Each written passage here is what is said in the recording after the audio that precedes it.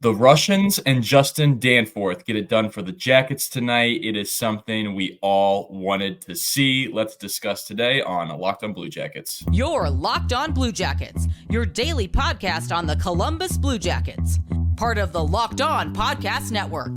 Your team every day.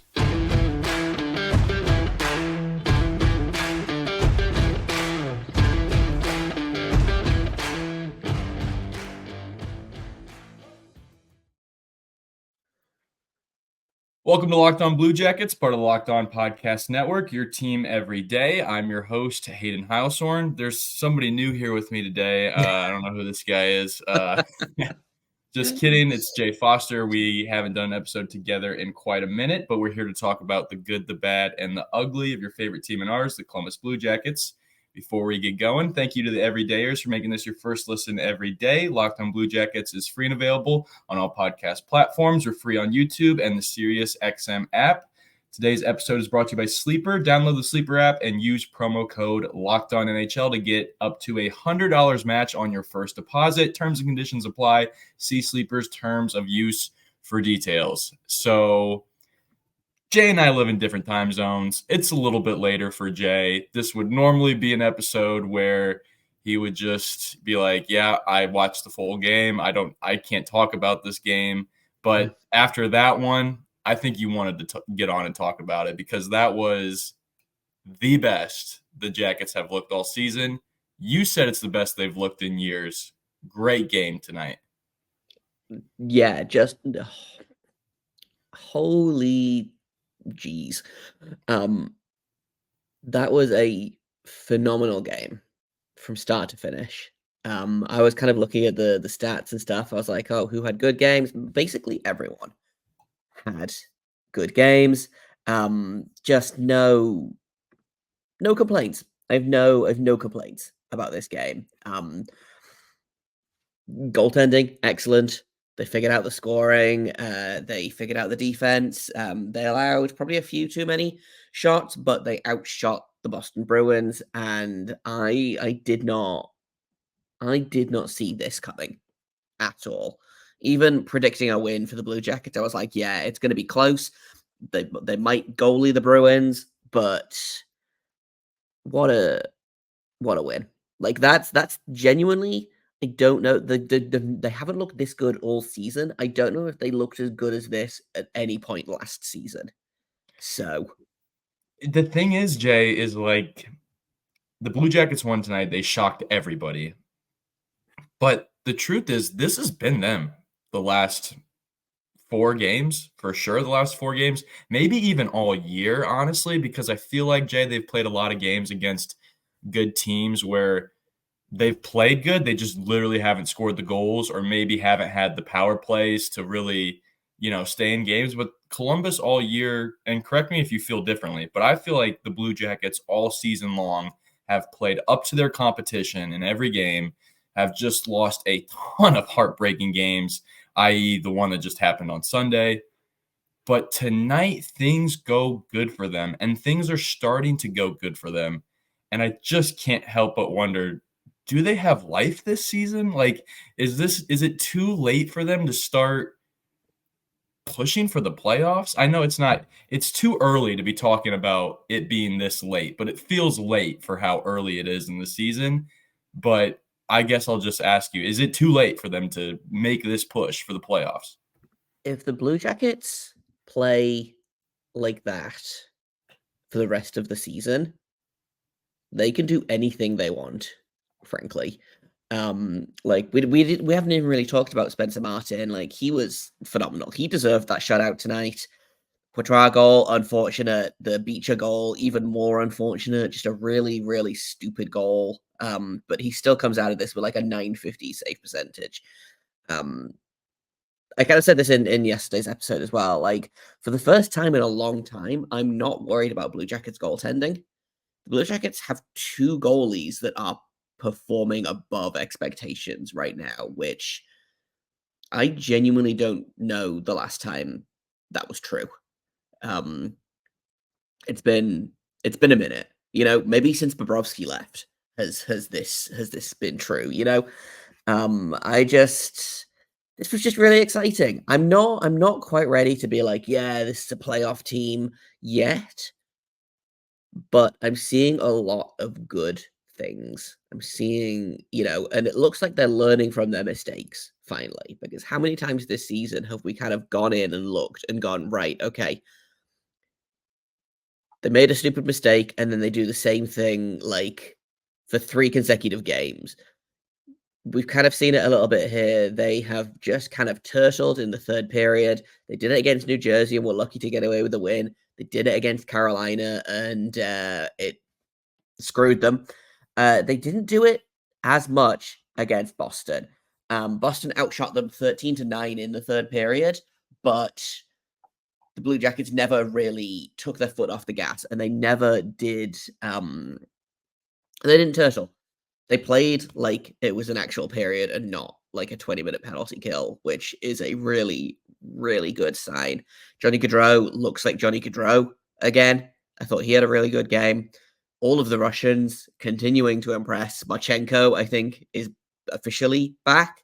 And we'll probably talk a little bit more about Voronkov later on in the game, but that was his best game as a Blue Jacket, I think. I thought he was excellent in tonight's game. Yeah, they're having a lot of things go their way, and especially like all the Russian players have been playing phenomenal. Like Provorov's looked a lot better back on defense. Chinakhov was flying around tonight. Chinakhov has been exceptional in the past few games and has been very unlucky in terms of scoring. So it was really, really great to see him get one tonight. Like, yeah, him skating past the Bruins defense tonight was speed that I've not seen from a Blue Jacket since maybe Scotty Hartnell when he got new skates against the Penguins in that building, which that was the fastest a Blue Jacket has actually ever moved.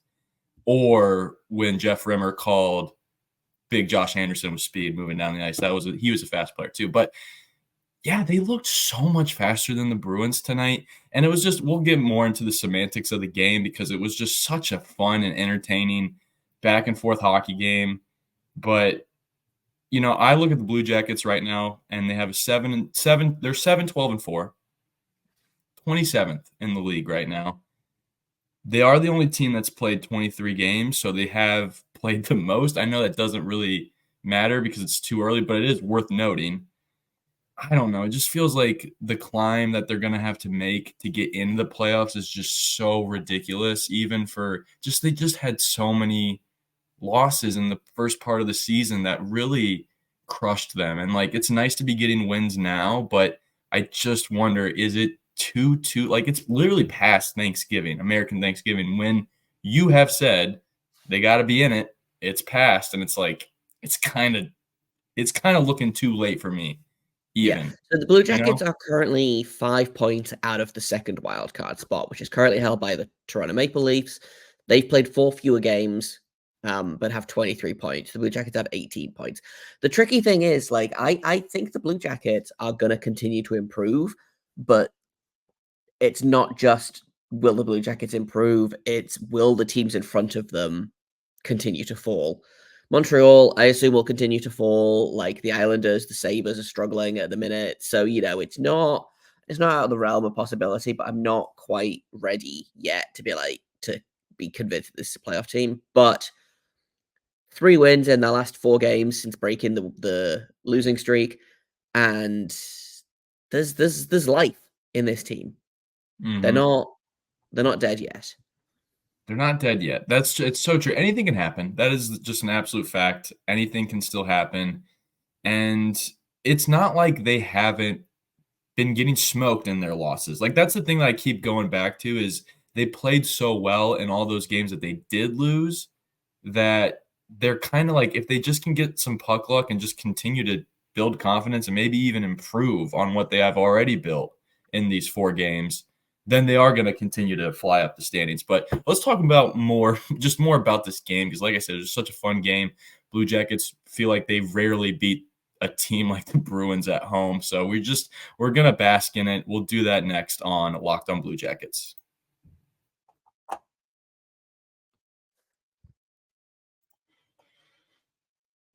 Well, we were talking about possibilities. Anything's still possible for this year. Let's not call the Blue Jackets out of it. One thing that is also possible is if you play daily fantasy hockey with Sleeper, you could do things like win 100 times your cash in daily fantasy hockey contests. Sleeper is our number one choice for daily fantasy sports and especially daily fantasy hockey because with Sleeper, you can win 100 times your cash. What players are you going to take this week, Jay? I'm probably going to take, I don't know, Connor Bedard's a pretty consistent player to take in these kind of games. Connor McDavid, the Oilers are starting to play better. These are the kind of guys that you will be picking if you play daily fantasy hockey with Sleeper. You get to choose things between goals, assists, saves, plus minus, and more for any given game. If you get the outcome of 8 player stats correct, you heard me, Blue Jackets fans, you can win 100 times your money playing daily fantasy hockey with Sleepers. So start paying attention and nail your picks and get that big winning bet down. Use promo code LOCKEDONNHL and you'll get up to $100 match on your first deposit. Terms and conditions apply. That's code LOCKEDONNHL. See Sleepers terms of use for details and locational availability.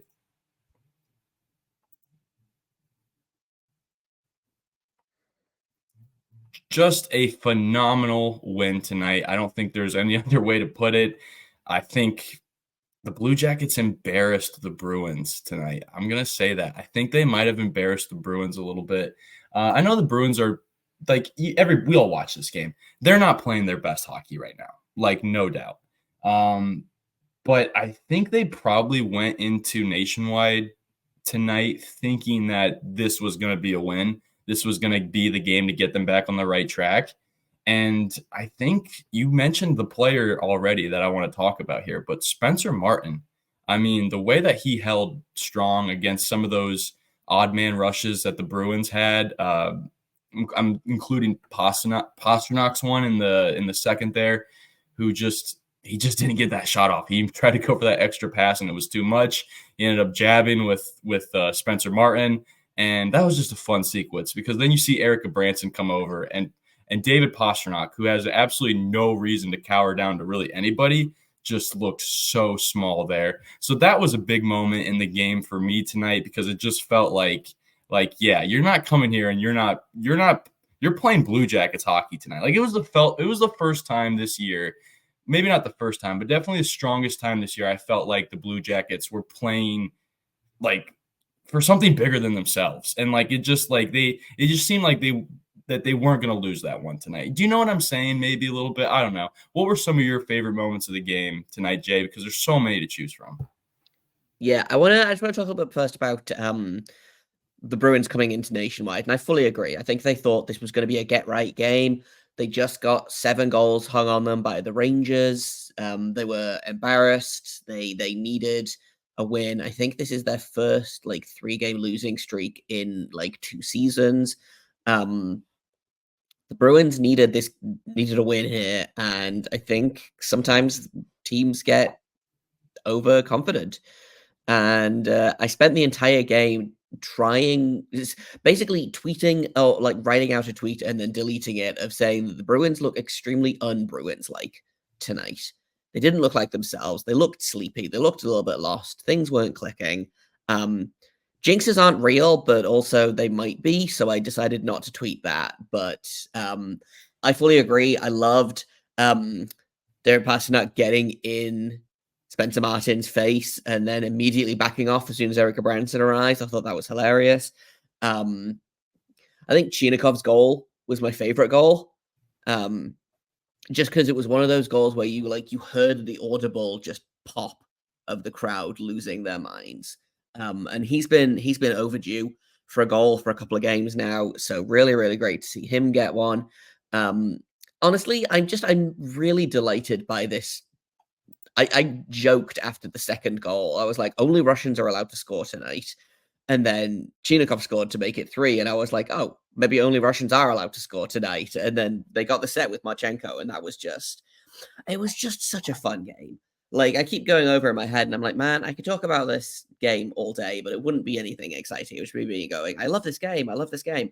I want to talk about the power play though, because getting a power play goal, huge. Do I think the power play is magically fixed? No, but I think the past handful of games, discounting Carolina because they didn't get a power play in those games. I think it's looked really good. They went 1 for 5, so 20%. I will take a 20% effective power play. Yes, it was on the 5-on-3. It still counts, and the penalty kill continues to be exceptional.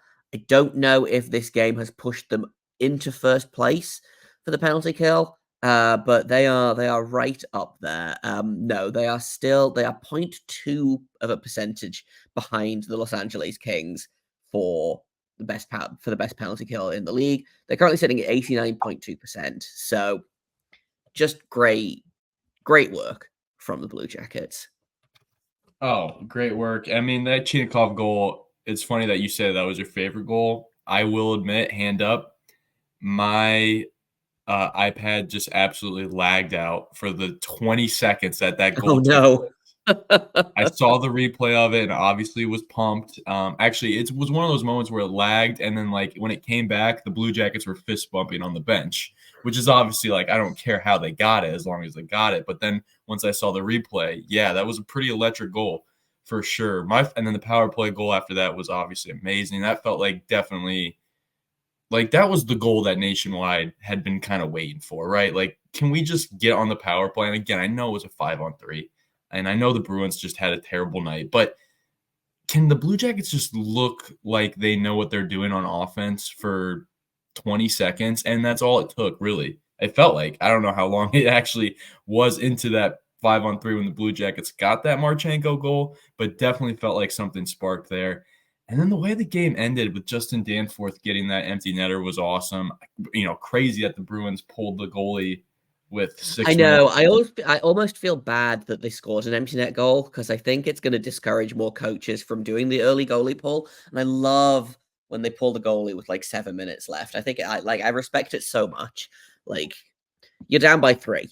What are you going to do? Be down by 4? Like, it is what it is. I pulled the goalie. I thought it was great. Yeah. Credit Jim Montgomery on that call. But yeah, Justin Danforth, Jay, by the way, before we move on, and maybe we'll think of some negative thoughts from this game, but I really don't think there might not be any, but we'll talk about him next. But real quickly, Justin Danforth, +8 on the year, leading this team in plus minus.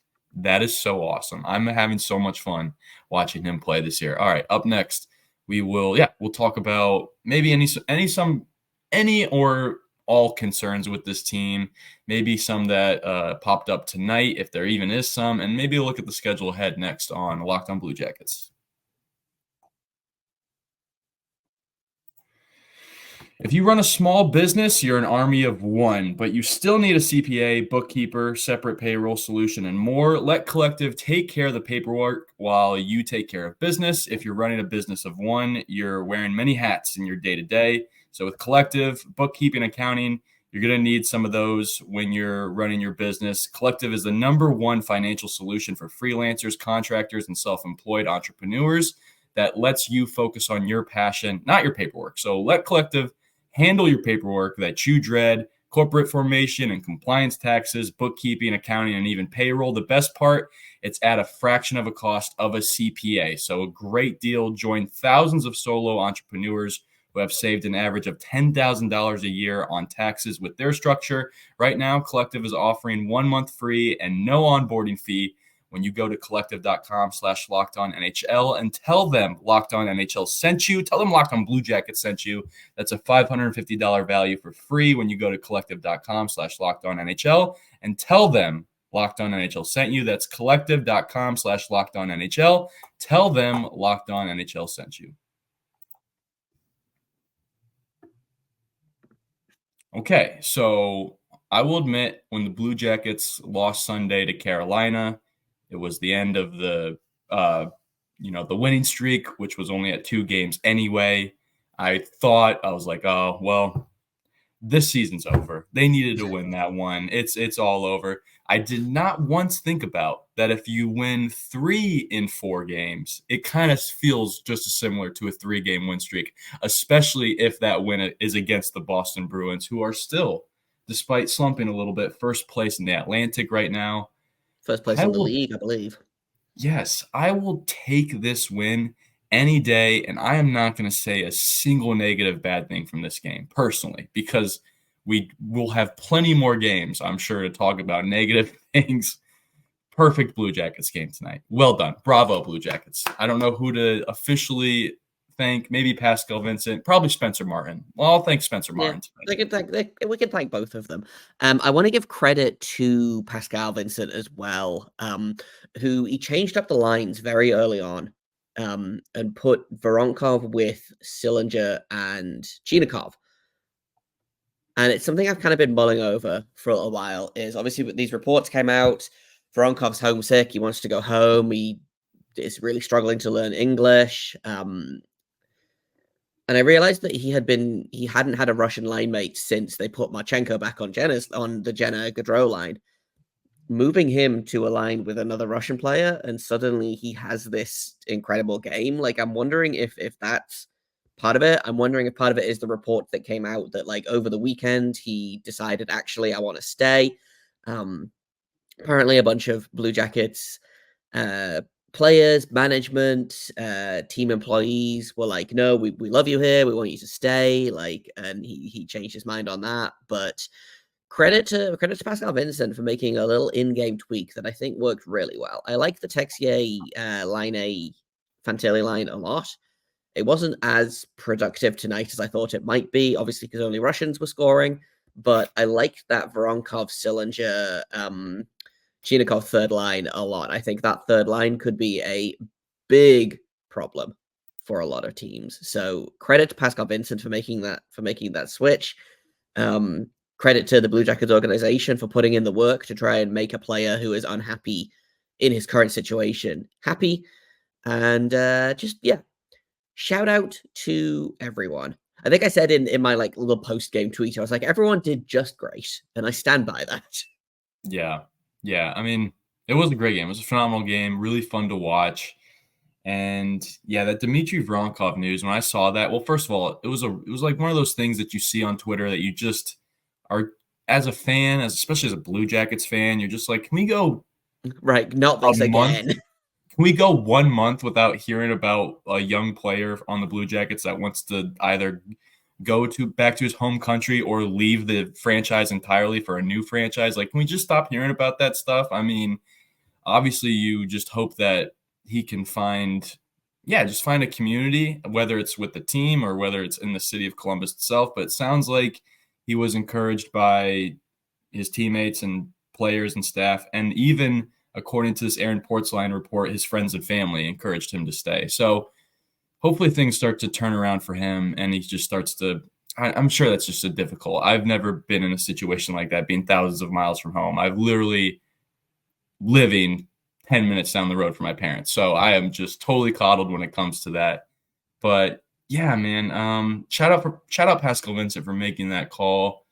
And, yeah, things feel really good right now for Columbus. And I think you saw that with the emotion that the players played with. And Dmitri Voronkov just knocking over Charlie McAvoy. I know he's like a whole foot taller than him, but that was pretty awesome because he didn't even mean to hit him. It was just kind of two guys, like 2 minutes kind of being big. It felt a little bit like, like it was definitely a penalty, but it was also a little bit, you have to go sit down for 2 minutes just because you're bigger than some other dude. I really liked his screen as well on the Provorov goal. Like that dude is so big. So big. He's so big. Swayman saw nothing. You could barely see Swayman standing behind him, and he's wearing goalie pads. So, like, love that. Really glad that it seems like Voronkov is going to be here to stay because just a lot of fun. Definitely some things for him to work on in his game. But like you said, we're not doing negative today. We're doing positive. And big Voronkov fan. Can't wait for him to do more things. Absolutely. And it's a good rest of the week here because the Blue Jackets got 2 more games at home. Thursday, they're playing Wednesday, they're playing the Canadians. And then, don't know how dates work, 12-1. What is that, Friday? They play the Senators. So I believe that's how dates work. If I'm incorrect, check us out tomorrow. Who even knows anymore? Check us out tomorrow because we'll be back talking about probably what the Blue Jackets are going to do the rest of this week because those are 2 winnable games, Jay. Those are 2 winnable games. The Canadiens and the Senators. Like, come on. If the Blue Jackets can do something like, I don't know, win 5 of 6 games here, then I think they're totally right back in a spot where they can contend for the playoffs. All right. Thank you guys for listening to the Locked On Blue Jackets every day. My name is Hayden Heilshorn, my co-host Jay Foster on behalf of us. We appreciate it. If you're not already one of our everydayers, make sure you subscribe to Locked On Blue Jackets. We're available on all podcast platforms. We're here on YouTube, but we're also on the SiriusXM app. If you have any comments, questions, or concerns, you can direct those to lockedonbluejackets@gmail.com. But I also want to plug our Twitters. I can't forget to do that. I'm on Twitter at HaydenH971. Jay is on there at _JAKOBFORSTER. The show is on Twitter at LO_Blue Jackets. And as always, until tomorrow, make sure you stay locked on.